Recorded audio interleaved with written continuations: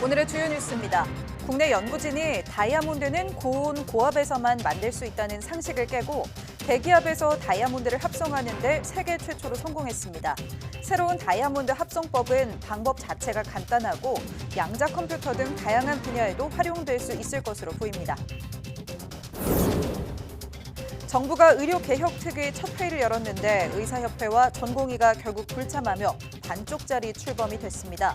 의대 교수들이 개별로 병원을 떠나겠다고 밝힌 가운데 주 1회 휴진 움직임도 병원별로 확산하고 있어 의료 공백의 파장이 더 커질 전망입니다.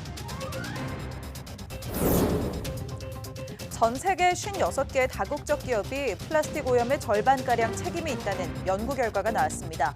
연구팀이 4년 동안 84개국에서 187만여 개의 플라스틱 쓰레기를 조사한 결과 코카콜라 제품이 11%로 가장 많았습니다. 중국 온라인 거래 플랫폼인 알리와 테무에서 판매되는 어린이용 제품에서 유해 발암 물질이 또 검출됐습니다. 독성 물질이 기준치보다 무려 340배 넘게 나온 제품도 있었습니다.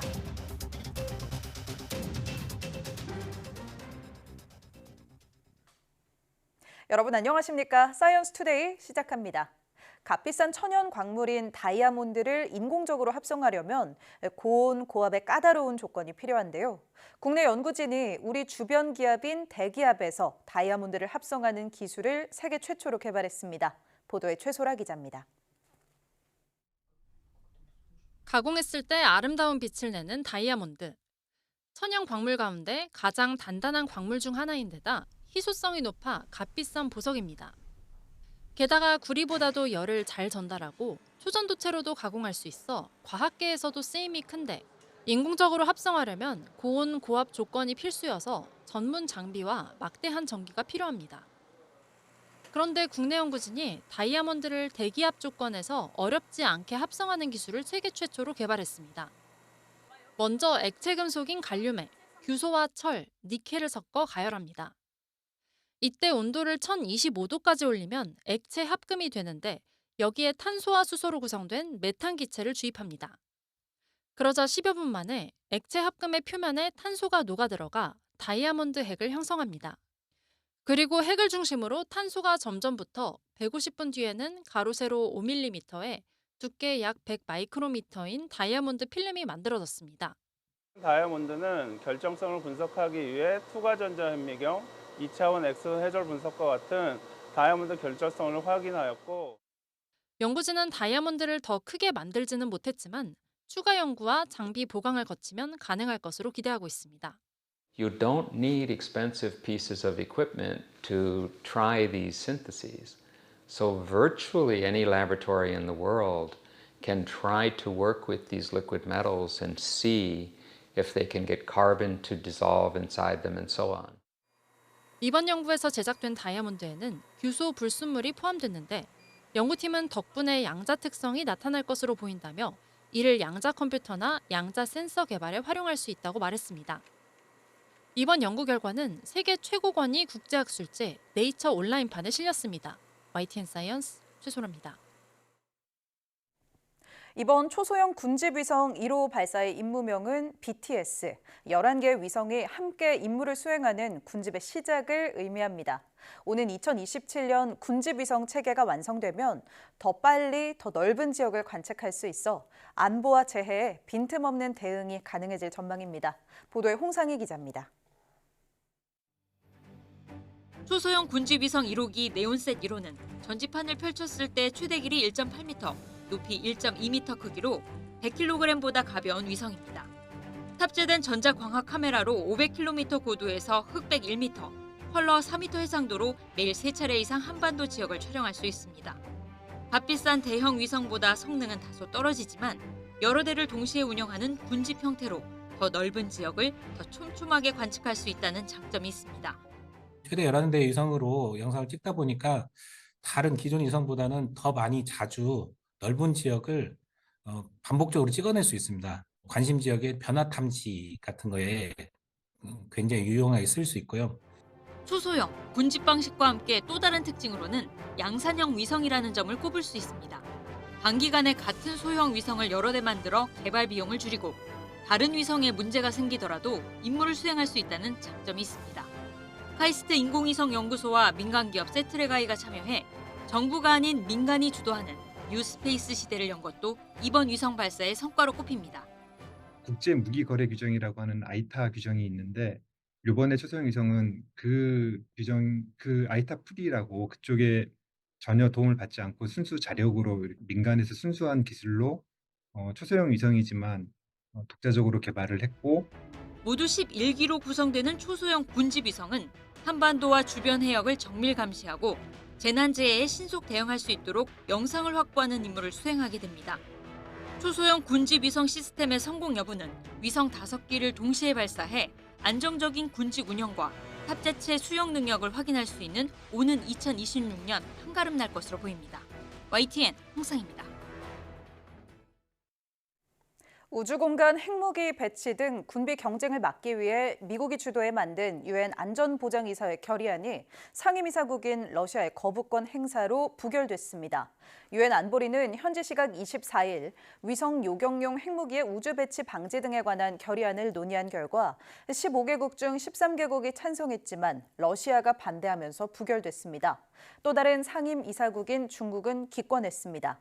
이번 결의안을 주도한 미국의 린다 토머스 그린필드 주 유엔 대사는 러시아의 이번 거부권 행사는 많은 의문을 낳는다며 당황스럽고 부끄러운 결과라고 비난했습니다.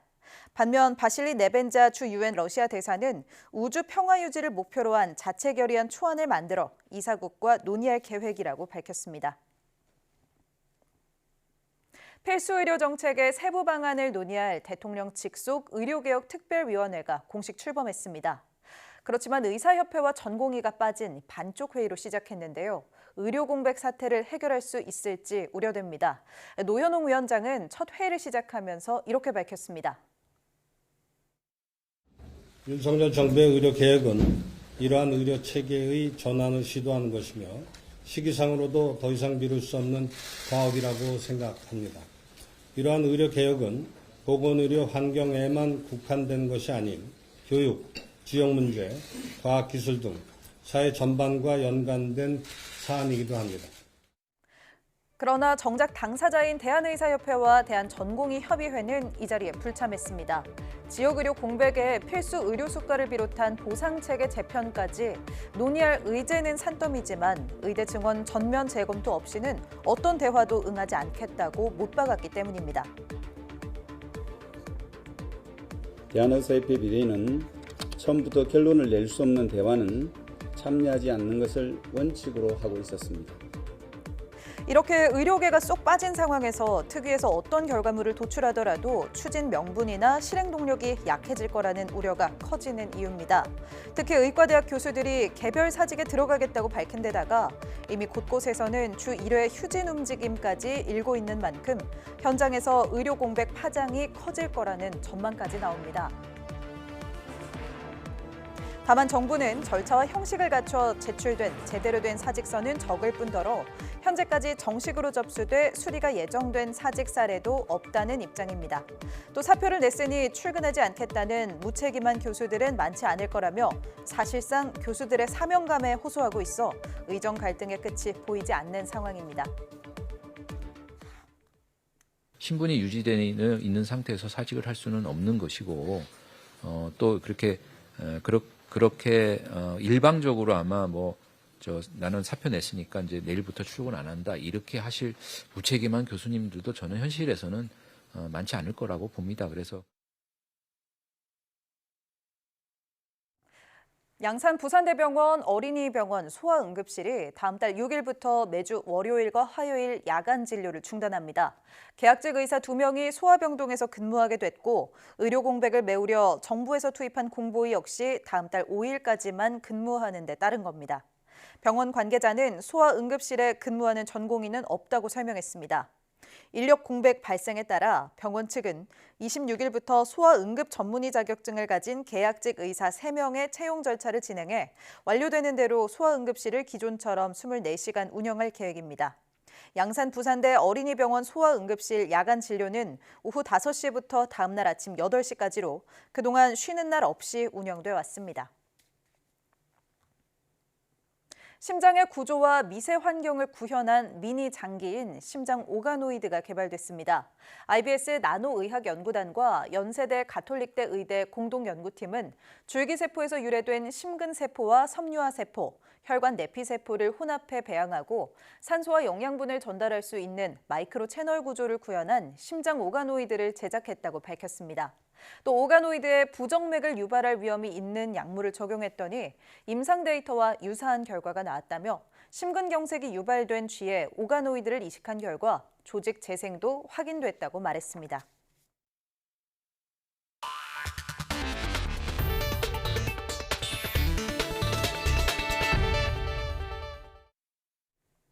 전 세계 56개의 다국적 기업이 플라스틱 오염의 절반가량에 책임이 있다는 연구 결과가 나왔습니다. 영국 일간 가디언과 미국 워싱턴 포스트에 따르면 국제연구팀은 학술지 사이언스 어드밴시스에 게재한 연구 논문을 통해 전 세계에서 수거한 플라스틱 쓰레기 가운데 절반 정도가 56개의 다국적 기업이 생산한 것이었다고 밝혔습니다. 기업별로는 코카콜라 제품이 11%로 가장 많았으며 펩시콜라가 5%, 네슬레와 다농이 각각 3%, 필립 모리스 인터내셔널이 2%로 뒤를 이었습니다. 연구팀은 2018년부터 2022년까지 84개국에서 10만여 명의 자원봉사자가 수거한 187만여 개의 각종 플라스틱 쓰레기를 일일이 조사하는 방식으로 생산업체를 확인했습니다. 그 결과 생산업체를 확인한 약 91만 개의 플라스틱 쓰레기 가운데 절반 정도가 56개 다국적 기업의 제품이었습니다. 연구팀은 플라스틱을 많이 생산할수록 전 세계 플라스틱 오염도 증가한다는 결론에 도달했다면서 재활용과 폐기물 관리만으로는 플라스틱 문제를 관리하기에 충분하지 않다고 강조했습니다. 출고한 지 보름도 안 된 국내산 신차가 갑자기 빠르게 달리며 차량과 교통 표지판을 들이받는 사고가 났습니다. 운전자와 가족은 차량 급발진을 주장하고 있습니다. 보도에 임형준 기자입니다. 60대 여성이 운전하는 SUV가 정지 신호에 걸려 멈춥니다. 뒷좌석엔 2살짜리 손녀가 타고 있습니다.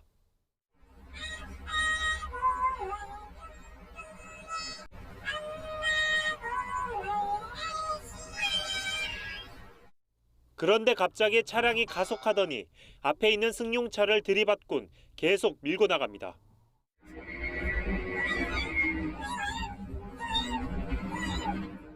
반대편 차로를 역주행하는 차량은 마주오는 화물차를 아슬아슬하게 피해갑니다. 차량은 굉음을 내며 1.3km가량을 달리다 교통 표지판 등을 잇따라 들이받은 뒤 전복되며 3m 아래 논으로 추락했습니다. 이 사고로 운전자는 갈비뼈가 부러져 병원 치료를 받았고 손녀는 크게 다치지 않았습니다. 운전대를 잡은 여성은 운전 경력 35년으로 그동안 큰 사고 없이 운전해왔습니다.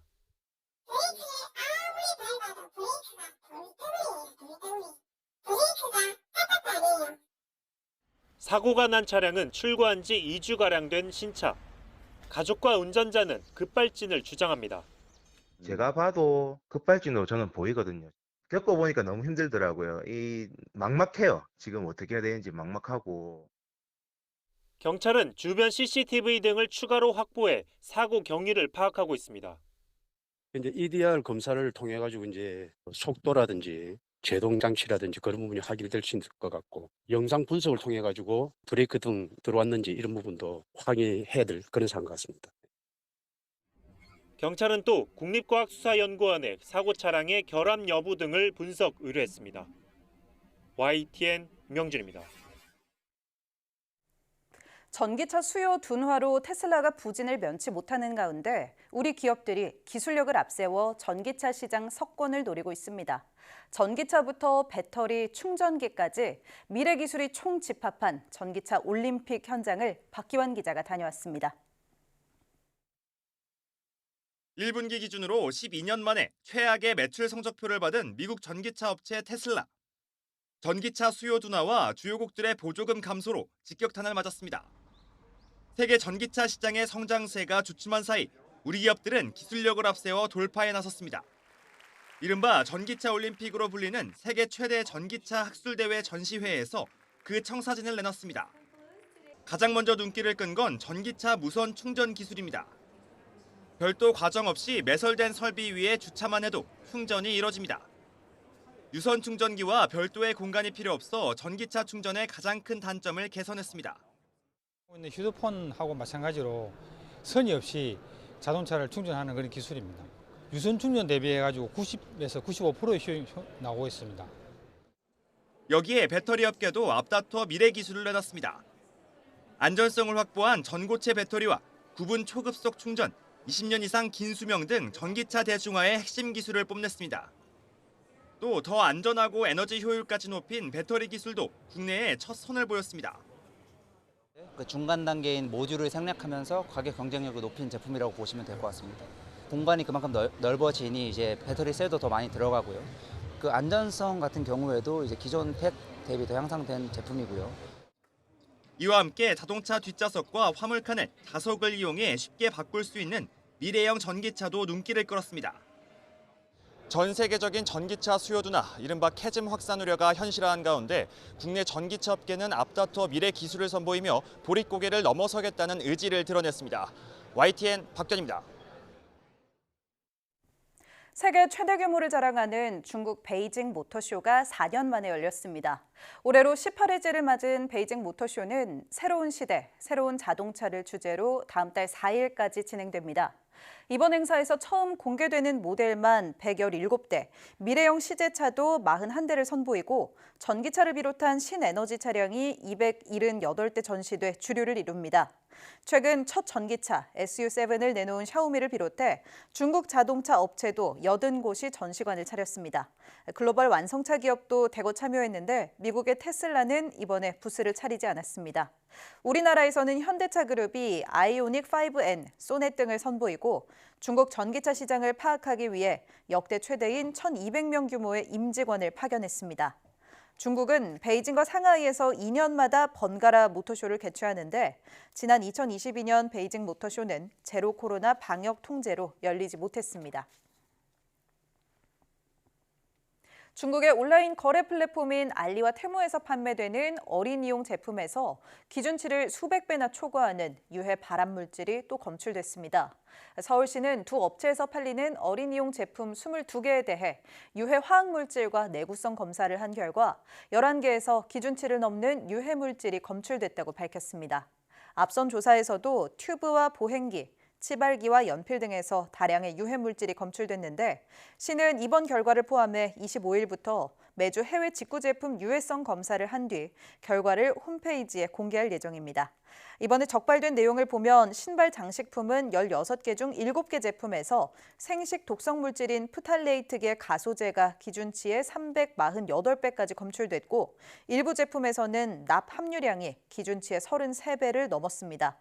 어린이용 차량용 햇빛 가리개에서는 프탈레이트계 가소제가 기준치의 324배 초과 검출됐고 납과 유해 물질도 다량 검출됐습니다. 전직 KT&G 연구원이 관련형 전자담배의 핵심 기술을 개발했지만 보상을 제대로 받지 못했다며 회사를 상대로 거액의 소송을 제기했습니다. 소송 가액이 2조 8천억 원으로 개인으로는 역대 국내 최대 규모인데 이를 두고 논란이 일고 있습니다. 보도에 양동훈 기자입니다. 국내 담배 생산업체인 KT&G에서 개발한 관련형 전자담배입니다.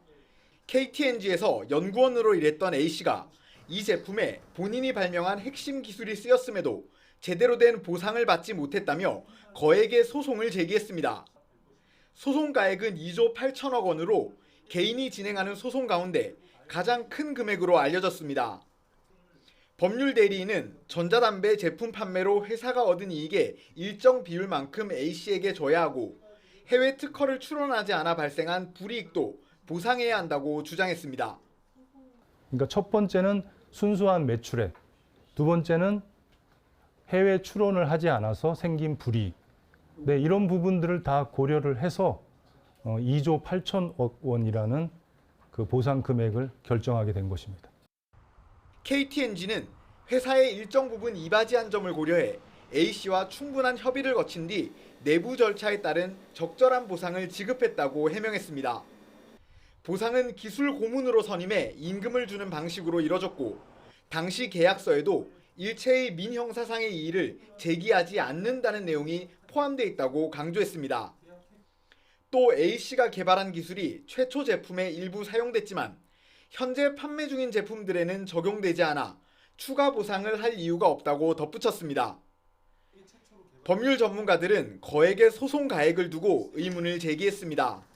소송 가액 산정이 무리하게 이뤄졌을 수 있고 법원에 내야 하는 인지대만 수십억 원에 달해 실제 재판으로 이어질지 불확실하다고 말했습니다. 언론의 관심을 환기시키기 위해서 부풀리는 작전에 의한 액수일 수도 있다. 이렇게 생각이 됩니다. 실제로는 극히 일부만 청구될 것으로 예상이 됩니다. 실제로 해당 법무법인은 2천억 원에 대해서만 소장을 접수했고 근거 자료들이 더 확보되면 소송 규모를 확장할 예정이라고 말했습니다. YTN 양동훈입니다. 영국 런던 시내 한복판에서 말 2마리가 질주하면서 아침부터 한바탕 소동이 빚어졌습니다. 무슨 일이 있었던 건지 신웅진 기자가 전해드립니다. 기수 없이 안장만 얹은 채 도로를 따라 내달리는 말 2마리. 백마에는 피나 염료로 추정되는 붉은색이 묻어 있습니다. 그냥 뛰어다니기만 한 것이 아니었습니다. 사람들과 차량 사이로 위협적으로 접근하기도 합니다. 결국 4명이 다쳐 현장에서 치료를 받고 병원으로 이송됐습니다. 말들은 영국 기병대 소속입니다. 런던 중심부에서 퍼레이드 훈련을 하던 중 주변 공사장에서 큰 소음이 들리자 말들이 놀라 뛰쳐나갔다고 기병대는 밝혔습니다. 이 과정에서 일부 기수들이 말에서 떨어진 것으로 전해졌습니다. 신고를 받고 출동한 경찰은 이 난동꾼들을 포획해 군에 인계했습니다. 3 of our soldiers have incurred injuries which are not deemed to be life-threatening, and they're receiving treatment in hospital, while our horses have all returned to Hyde Park Barracks and are undergoing veterinary care. 역사적인 금융지구와 공연 중심인 웨스트엔드 등을 누비고 다닌 말 2마리 때문에 런던이 아침 대바람부터 들썩였습니다.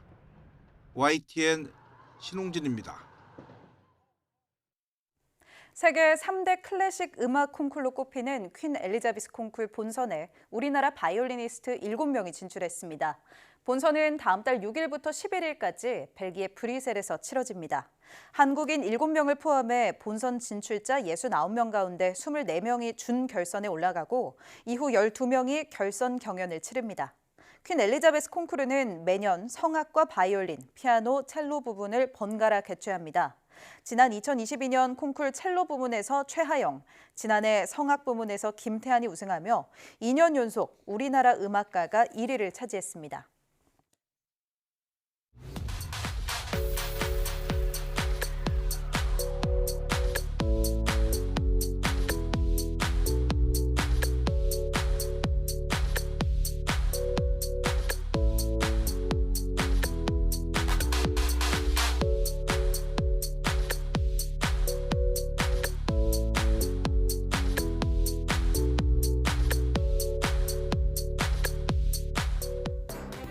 네, 앞서 전해드린 소식처럼 영원한 사랑의 징표로 여겨지는 다이아몬드도 과학기술 덕에 선택지가 다양해질 것으로 보입니다. 기존의 천연 다이아몬드를 캐는 과정에서 발생하는 환경 파괴나 노동 착취 대신 윤리적이고 지속 가능한 소비에 대한 요구가 늘어나고 있다는 뜻이기도 한데요.